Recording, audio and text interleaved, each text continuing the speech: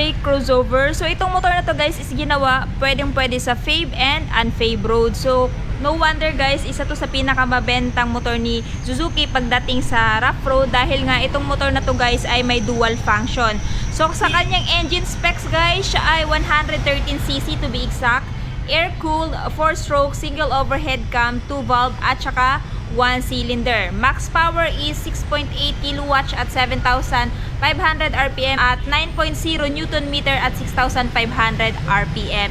So pagdating sa kanyang torque at saka sa kanyang power guys, meron siyang ibubuga. A color combination na black at saka white. So wala ka ng ibang makikitang kulay dito guys, kundi yun dalawa lang. So dito sa front guys, nandito yung kanyang aggressive yet stylish looking, no, na pang fave at saka unfave roads na motor. So dito sa kanyang headlight, pagdating sa paint, ayan, white.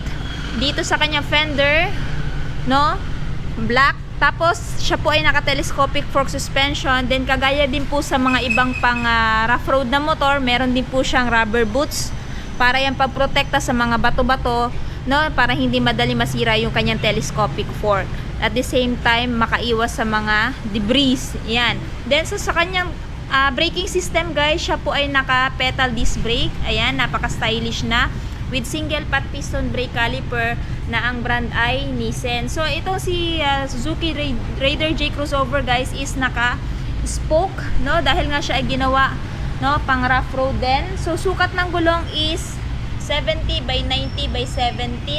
And sa mga nagtatanong guys, siya po ay naka-tube type pa rin, no, meaning meron pa rin po siyang interior sa loob.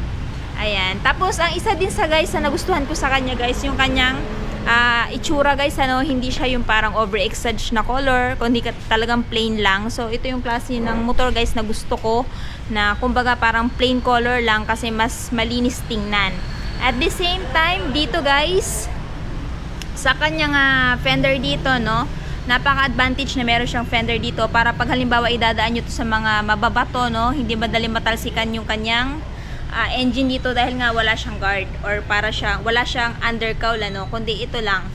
Yan, yung parang rear fender niya dito. Tapos, pagdating dito, ayan guys, nandito yung brake, apakanan driver, and nandito pa rin naman yung kanyang kickstart. So, good thing na guys na hindi pa rin tinanggal ni Suzuki yung kanyang kickstart. Nang sa ganun, pag madrain yung battery ninyo, meron pa rin po kayong maaasahan na kickstart dito. Tapos, nandito yung apakan ng angkas, ayan, naka-rubberize, at saka napakaganda din ng pagkakamount. And isa pa guys, yung plus point sa akin dito is yung napaka-stylish na muffler niya, ayan, oh. So, mayroon na siyang guard, naka-matte black, tapos meron na din siyang parang silver dito na guard.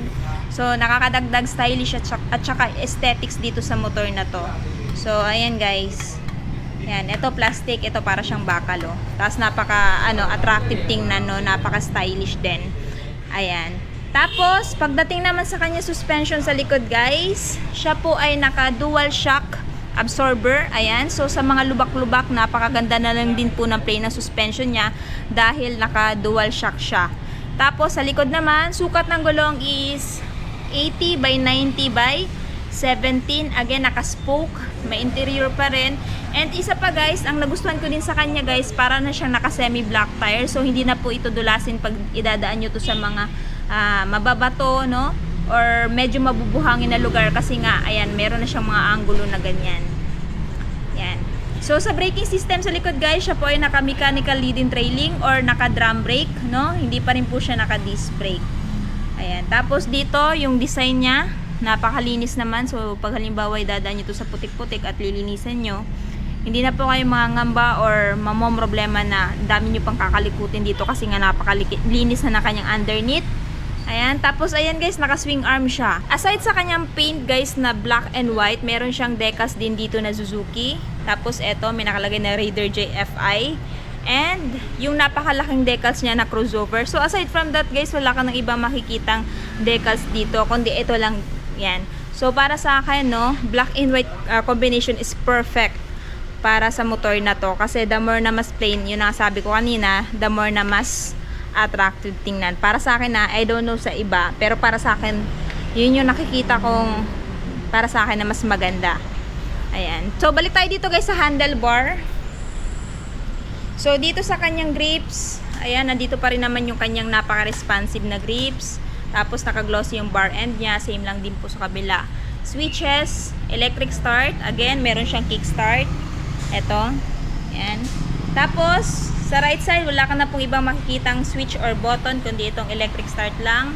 Sa left side is high beam, low beam, turn signal switch. Ayan, off, at saka yung kanyang horn. And wala po siyang pass light. So, siya po ay naka-naked handlebar, ano? So, meaning wala na pong cover yung kanyang handlebar, kundi ito lang parang bakal na to. Then, dito sa dashboard, siya po ay naka-fully analog.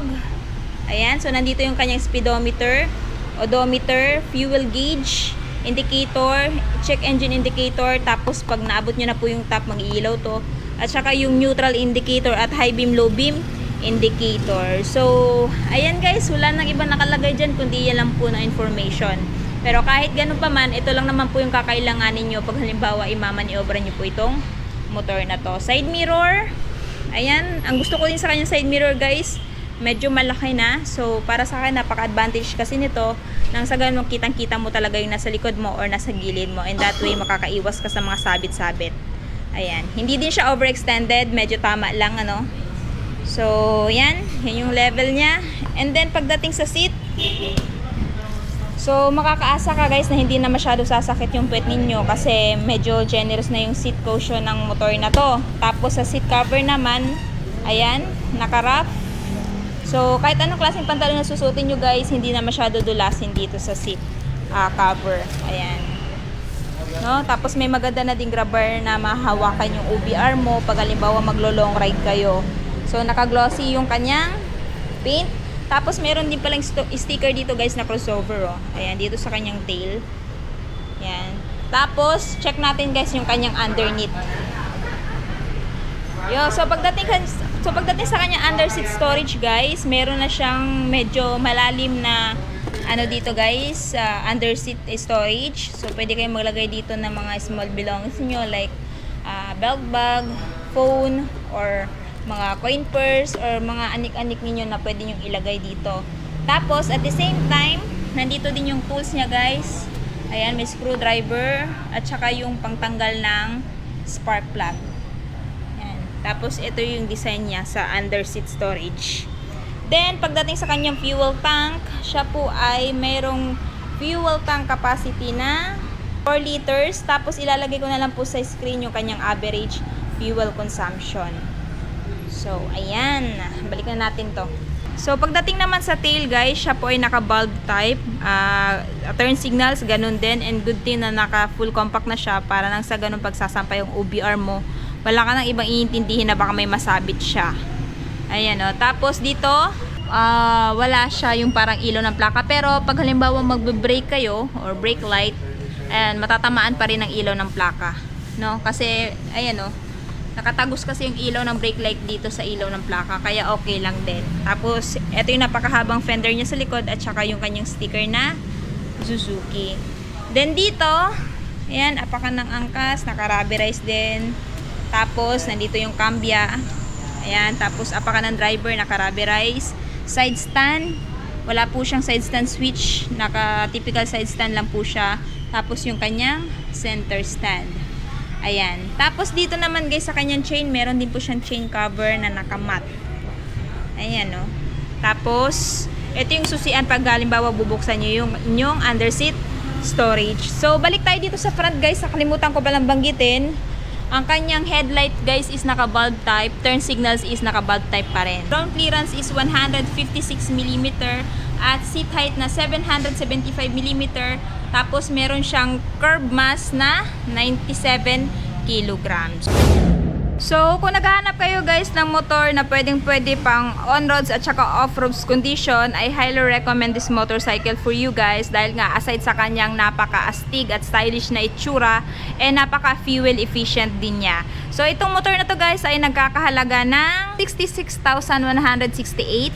Tapos, down payment is 3,000 at monthly amortization for 36 months na 3,272 pesos. Tapos, meron din siyang rebates na 200 to 300 if advanced. So, mayroon din po kayong bracket na mapagpipilian like 24 months at saka 12 months. So, itong motor na to guys is available dito sa RCM Suzuki 3S Abad Santos Street, Tagum City. Anyway, lalagay ko na lang po yung full address nila sa description box ko sa baba. At saka yung maging kanilang contact number. So, ayun guys, kung may katanungan pa kayo dito regarding sa motor na to, comment lang kayo sa baba. At kung meron ako nakalimutan at hindi nasabi sa video ito, comment lang din kayo sa baba. And please, sa mga hindi pa napag-subscribe sa YouTube channel ko, please subscribe to my YouTube channel para ma-update kayo sa mga susunod na upload ko. At sa mga hindi pa rin po napag-follow sa Facebook page ko, please follow Langga Gail Motovlog. So yun guys, I hope nagustuhan nyo po itong video na to. At kung nagustuhan nyo po itong video na to, please don't forget to like, subscribe, comment, share, ride safe, and God bless.